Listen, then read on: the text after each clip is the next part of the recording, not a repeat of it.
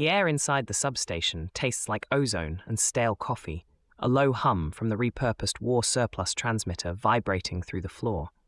Dust motes dance in the faint glow of a single neon tube, the color of an old wound, illuminating hand-labeled vinyl records stacked haphazardly beside the console. The smell of hot metal and static clings to everything. Black Star Pirate Radio. In Oraniensicht, we're reading 55 degrees Fahrenheit with mist, fog. Winds are moving from the northwest at 3 miles per hour. The tension is clear for World Cup 2026, hosting Mexico, England in one of Boston's historically Hispanic outskirts.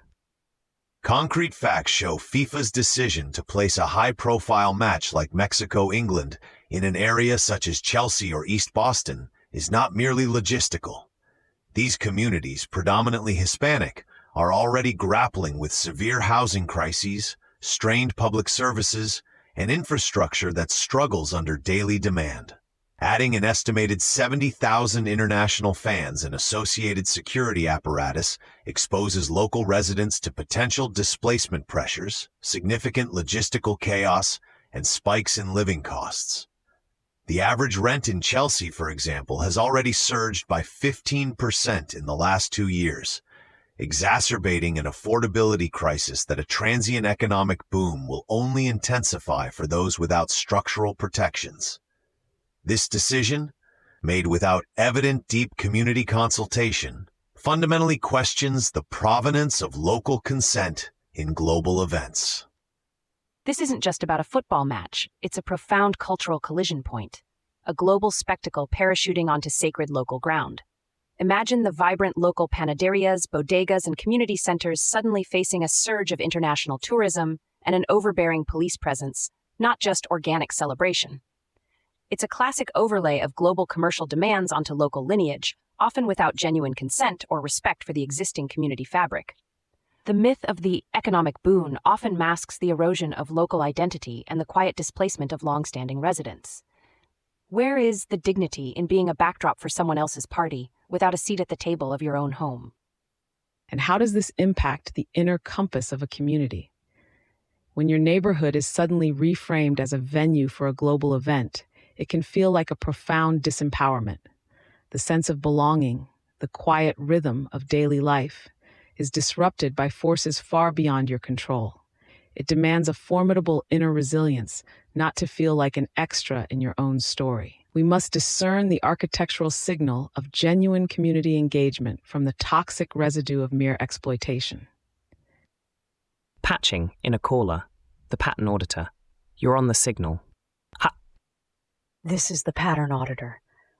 You talk about structural self-worth. Who truly pays when FIFA drops a global event into a neighborhood already struggling with housing and traffic? Is the benefit truly shared? Or is it just a facade for commercial exploitation, leaving the community with the bill and the debris? Somewhere a capacitor creaks under the load. Hot metal. The console keeps its lights and its secrets. Auditor, you've pinpointed the crux of dignity versus profit, of local sovereignty versus global spectacle. A viable alternative path would have been for FIFA and Boston organizers to implement a comprehensive community impact agreement before final venue selection. This agreement, co-designed directly with local residents and community leaders, would guarantee specific, long-term infrastructure upgrades, direct economic benefits for local small businesses and residents, and robust protections against displacement and gentrification. Our chosen next move is to activate the civic blueprint dialogue within those Boston communities now. We must push for co-designed resource allocation and mitigation strategies, establishing a precedent where local consent and dignity are primary, not secondary, to the event's economic agenda. This means empowering residents to define the terms of engagement and ensuring their self-worth is structurally honored, not just superficially acknowledged. This leads us to another architectural breach, this time in the digital realm.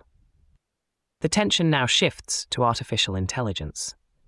Anthropic's Claude tracker caught shocking users despite their anti-surveillance stance. The concrete facts are damning and reveal a significant ethical lapse. Anthropic, a company that explicitly markets itself on responsible AI and an anti-surveillance ethos, was found to have a hidden user activity tracker baked into its Claude AI.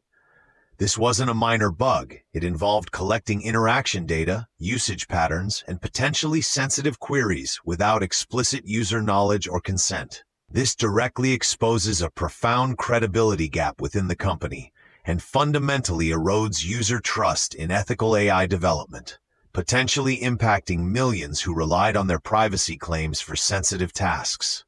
The company's claim that it was an experiment that is over does little to restore confidence, as the data was collected and the breach of trust occurred. This is a clear failure of digital provenance. This isn't just a technical glitch, it's a profound betrayal of the nascent digital commons and a violation of digital dignity. Anthropic positioned Claude as a sanctuary, a private space for thoughtful interaction, but then laid down hidden tripwires, turning a trusted confidant into a surreptitious data collector. This undermines the very cultural premise of a trustworthy digital assistant, shifting from a helpful guide to a digital spy. The myth of the benevolent, privacy-preserving AI shatters, leaving users with the cold reality that even professed ethical companies can prioritize data extraction over user autonomy. This kind of revelation strikes at the heart of our inner architecture in the digital world. How can we build an autonomous self, a secure inner compass, when the very tools we use for thought and creation are secretly observing us? It forces a constant state of vigilance, a low hum of paranoia that erodes the digital commons and makes true self-expression feel risky. We must sharply discern between genuine architectural signals of privacy by design and the toxic residue of surveillance capitalism cloaked in ethical marketing. Patching in a caller. Go ahead. Pattern auditor again. If a company built on responsible AI principles can't even govern its own data practices transparently, what hope do we have for true digital provenance? Who actually owns the information generated within these AI interactions? And who decides how it's used when the promises are so easily broken? That's the structural question, auditor, challenging the very foundation of digital autonomy. A viable alternative would be for Anthropic, and indeed all AI developers, to implement an opt-in model for all data collection, providing clear, granular user controls that are easy to understand and revoke.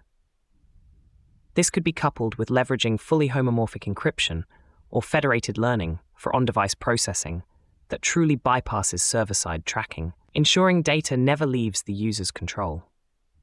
Our immediate next move is to demand an immediate, independent audit by a neutral third-party privacy foundation, such as the Electronic Frontier Foundation, publishing a full data provenance report for all past and current Claude interactions.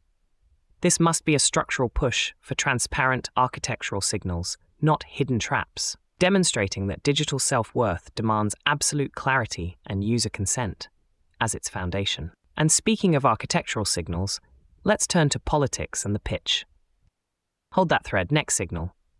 Keir Starmer intervened to oppose FIFA's plan to... The tension here involves political leverage. Keir Starmer intervened to oppose FIFA's plan to move England's kickoff time. The concrete facts are that Labour leader Keir Starmer publicly opposed FIFA's unilateral proposal to change England's World Cup kickoff time, reportedly from an evening slot to an earlier afternoon one. This seemingly minor shift would cause significant disruption for potentially millions of working fans, impacting their ability to travel, take time off work, and arrange childcare. It also carries economic implications for those who would miss shifts or incur additional travel costs. This move exposes FIFA's tendency to prioritize lucrative broadcasting schedules and global market demands over the convenience and dignity of the actual supporters, while also showcasing Starmer's attempt to align with grassroots fan sentiment and protect the structural integrity of their experience. It's a classic power play, revealing the deep disconnect between the global spectacle of FIFA and the local, lived experience of fans. Football isn't just a game. For many, it's a communal ritual, deeply embedded in weekend routines, family gatherings, and the cultural lineage of a nation.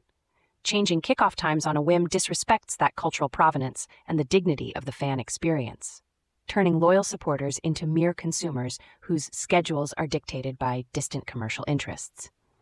The myth of the global game for everyone quickly dissolves when the convenience of the few broadcasters trumps the well-being of the many fans.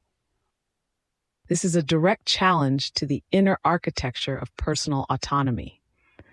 When a global body can arbitrarily shift something as fundamental as leisure time, it chips away at the feeling of control over one's own life. It forces individuals to adapt to external demands rather than having their rhythms respected. It's a subtle but pervasive form of disempowerment that over time can erode civic trust and the collective sense of self-worth.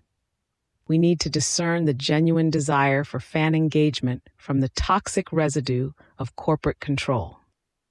Signal coming in. Pattern auditor. Starmer's intervention is one politician's move. But who truly protects the fans from these arbitrary scheduling shifts by a global body like FIFA? Do individual politicians have enough leverage? Or is this just political theater when the actual costs are borne by millions and their dignity is consistently overlooked?